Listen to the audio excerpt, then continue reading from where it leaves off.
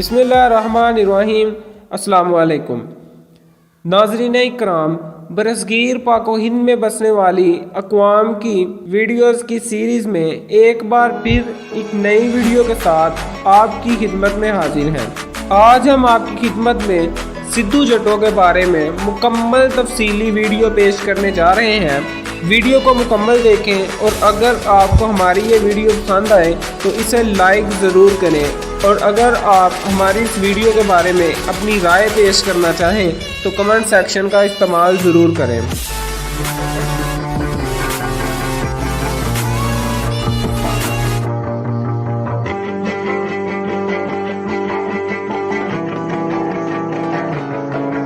Subscribe اور bell icon کے button کو ضرور پریس کیجئے تاکہ اس طرح کی مزید ویڈیوز آپ تک پہنچتی رہیں اور ہماری حوصلہ افزائی ہوتے رہیں۔ ناظرین اکرام، سدھو یا براڑ سدھو جٹ قوم کا بڑا اور اہم قبیلہ ہے۔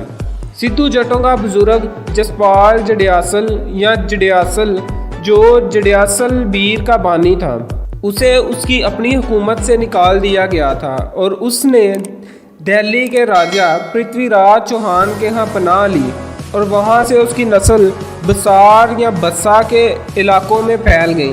ناظرین، اس خاندان میں سے ایک شخص جس کا نام شیوا تھا، شیوا نے دریائے گکھڑ کے قریب ایک جٹ خاتون سے شادی کی اور اس سے سدھو پیدا ہوا اور وہی اس قبیلے کا بانی بنا۔ جبکہ سدھو کے 4 بیٹے تھے، دیوی، بر، سر اور روبن، اور آگے چل کر بر کی اولاد بول میں سے برر یا برار قبیلے کی بنیاد پڑی۔ ناظرین، اس قبیلے کا اصل وطن مالوا تھا جہاں ان کی کثیر تعداد آباد ہے، لیکن ستلج کے پار لاہور، امرتسر، جلندر اور دیگر اضلاع میں بھی کثیر تعداد میں آباد ہو چکے ہیں۔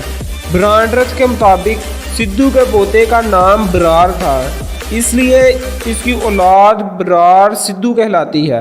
برار سدھو نقل مکانی کر کے بٹھنڈا چلے گئے اور وہاں جا کر وہ آس پاس کی زمینوں پر پھیل گئے اور اس طرح بہت بڑے علاقے کے مالک بن گئے۔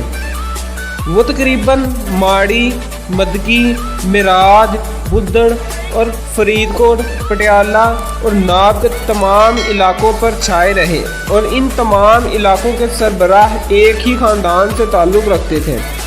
ناظرین، برار سدھو کاشتکاری کے حیثیت سے دوسرے جٹوں کے برابر نہیں ہیں۔ وہ بڑھیا لباس پہنتے ہیں اور اپنے آپ کو دوسرے جٹوں سے بالا تر سمجھتے ہیں۔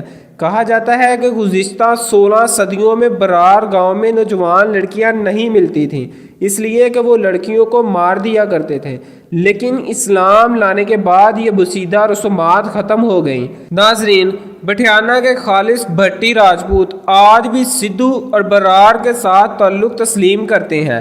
ان قبائل کی ابتدائی تاریخ سر لیپل گریفن نے اپنی کتاب دی پنجاب چیف میں تفصیلاً بیان کی ہے، اور اصل میں یہ ساری کتاب ہی سدھو کی اولادوں کی سیاسی تاریخ ہے۔